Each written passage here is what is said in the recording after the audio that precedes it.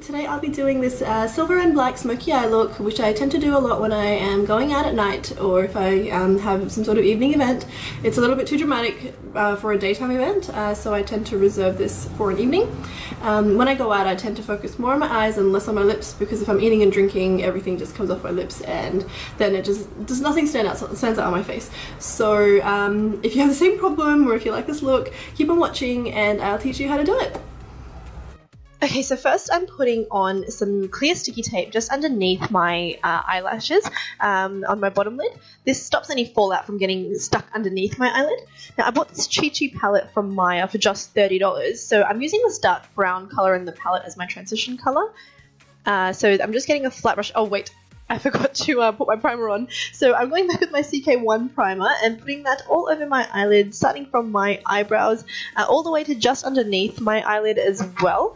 There's a lot of dark colours that are going to be part of this look. So I go over with my eyelids with the NYX crayon white pencil and just blend it out with my ring finger, just so the colours stand out a little bit more. Okay, now we're ready for the eyeshadow. So back onto that dark brown colour, I'm starting in the crease of my eye and really working it in there because I do want this to be quite dark as a transition colour for a black.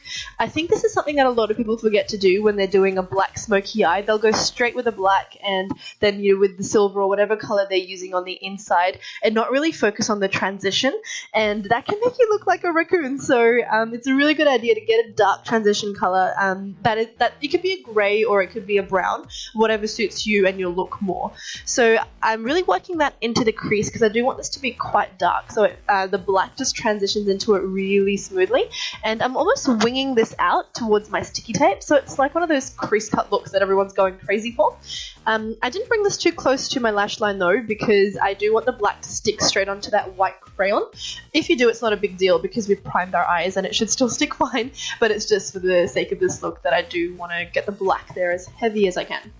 So after applying that, I'm just letting it blend out a little bit as well, and that's what it should look like before you move on to the black.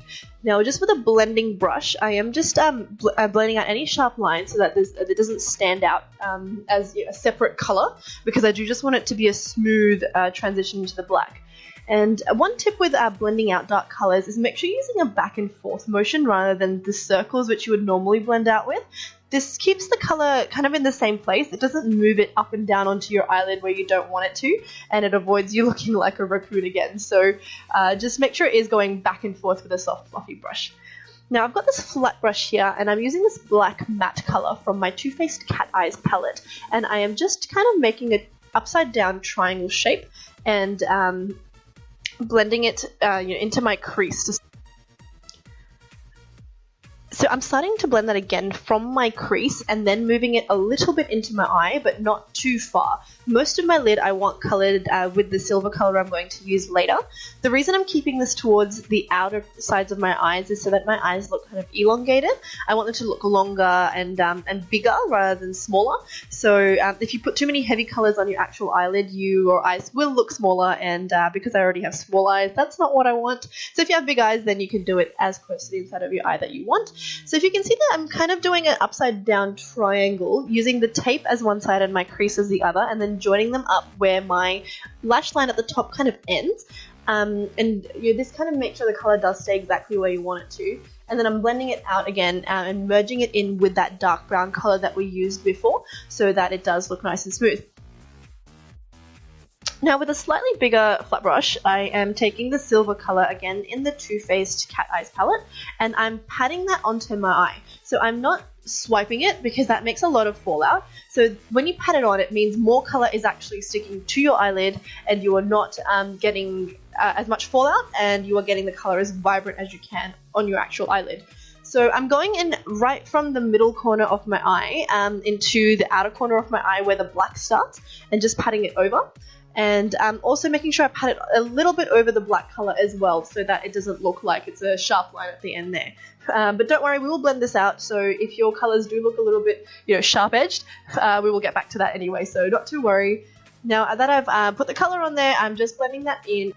Now with the Perversion Urban Decay Eyeliner, I'm lining my waterline and my tightline just to make my eyelashes look a little bit thicker. And now I'm going in with my MAC paint pot, which is in Blacktrack, and an angled brush by Zoeva. This is such a soft brush, and I am not kidding when I say that a soft brush makes it that much easier to apply this kind of eyeliner. I hadn't used this pair before, so the MAC eyeliner is new and the Zoeva brush is new as well, and it is the easiest way I have ever applied eyeliner. I've had a few makeup appointments as well recently, and I've used this eyeliner and brush to do them, and it makes my life so easy. So definitely worth the investment. It's not even that expensive, so you know, get online on Beauty Bay and get yourself this brush and go into MAC and buy yourself this eyeliner. It is so worth it. Now with my eyeliner, I am bringing it a little bit in the inner corner of my eye, just to give it a little bit of a point. And at the other end of your eye, you want to make sure that you are winging it out and you're using the edge of your eyeshadow as a guide, because if it's not matching up with that, it's going to look a little bit odd. So after priming my face with the Smashbox primer, I'm using my Smashbox foundation and a beauty blender to put that all over my face. I have been using the Spin for Perfect Skin brush recently. I don't know if you've seen my Instagram post, but that's really cleared out my skin, and I think this foundation is a little bit too dark for me now. So I'm looking for a new one. So if anybody's got any recommendations, definitely let me know and I will try it out and let you know how I go with it. And I'm just using my Dior Skin Concealer, which is similar to my foundation color, to put under my eyes. In my last video, I showed you guys how this can minimize your dark circles if you use a similar concealer. So I'm just going in to do that again. So with the same beauty blender, I'm just blending that all into my skin so it looks nice and smooth and my skin is all the same color. Now over my concealer, I am going over with the what is this? The Instant Age Rewind by Maybelline, and I use this as a highlight because it's too light as a concealer for me. And I'm putting it again in a triangle shape under my eyes, on my nose, my chin, and just above my jawline. And for my contour, I've actually bought this new product by Becca. It's just a stick foundation, but I've started to use it as a contour because it is dark. So I apply that to my cheekbones in a sort of triangle shape between where my highlight is. But as you can see, I brought it a little bit underneath my cheekbones, and I kind of curved it under there. What this does is, if you've got not very big cheekbones, then this makes it stand out a lot more if you curve it underneath there. It kind of lifts it up and makes it look a little bit fuller. So here's a little trick for you guys with the flatter cheeks. So once this is blended out, you will see exactly what I mean. Back on the topic of that Spin for Perfect Skin brush, it did make my skin break out a little bit, which I was aware of that it might do. So that's why it looks a little bit hideous in this video, but it will hopefully go back to normal very soon. Now I'm blending my highlight out with another beauty blender that I bought from Sephora, and it is moist as well, so that makes it a lot easier. And I'm using this face shaper brush from Zoeva to just blend out all of my my contour. With the contour, make sure when it's on your cheeks, you do blend upwards and not downwards, and that will just bring the color slightly higher as well, and make sure that it all stays in the one place. And make sure it is nicely blended out all over your face and looking even everywhere.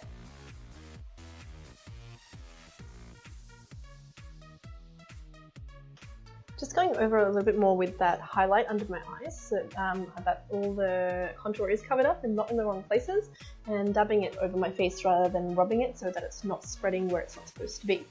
Now taking the beauty blender again and going over my contoured area, it does make it blend into my skin a lot better, so I do recommend you go over this as well. And because I use a warm tone contour as the cream one, I do go over it with a powder contour, which is a cool color. The reason I use a warm color contour is because of my complexion. I think with people that are lighter, it's easier to use a cool colored contour, but the gray makes it look kind of ashy on me, so I prefer to go over it with a cool color. And I'm just using this pinky highlight color that's also in the Australis AC On Tour contour palette, wherever I have highlighted as well on my face, just to set it with that powder. And I'm taking the same matte black color I used on my eyeshadow to just go underneath my lower lash line to just blend out the black on the lower lash line a little bit more. And I'm making sure I join this on in a straight line to the top eyeliner. This again to make it look really long and big. So after that I go in with a pencil brush and that same silver color and apply it just in the inner corner of my eye and just underneath the bottom lash line where it does blend in with the black color. In hindsight, I probably should have done my eyeliner on my lower lash line after I'd done my foundation, but we're all learning here, so now I know for next time. So just making sure that I do add a lot of that color on, because the more you add on in the inner corner, the brighter your eye will look and the bigger it'll look. So now I'm just putting on some powder into my eyebrows. What's that called? The eyebrow shaper powder. Yeah, just to make it look a little bit darker. That's my Red Earth. And adding a little bit of blush just to add a bit of a colour to my cheeks. Then using my Inglot lip palette, applying that colour just all over my lips. It is quite a nude, mauvey, rosy colour, so you can use any colour in that's like that to use. I just don't want to use anything too dark because my eyes are really dramatic. Now after I use my eyelash curler, I'm using the L'Oreal Telescopic Mascara. I'm not a big fan of fake lashes, so I do tend to avoid them unless it's a big special occasion. So this mascara just makes it look like I have falsies on anyway. So I've applied about 2 layers to the top of my top lashes and 1 layer to the bottom lashes. Make sure you do put it on your bottom lashes though, because that does make your eyes look wider and more open. Because you've got so much black on your eyes, you do want them to still look as bright as they can. And then I applied a little bit of CK1 lip gloss in the colour Illicit, just to give it a little bit of a shine, and dabbed off any excess with the tissue. And that is the final look, my loves. So don't forget to check me out on Facebook and on Instagram. And I will see you next time. Bye!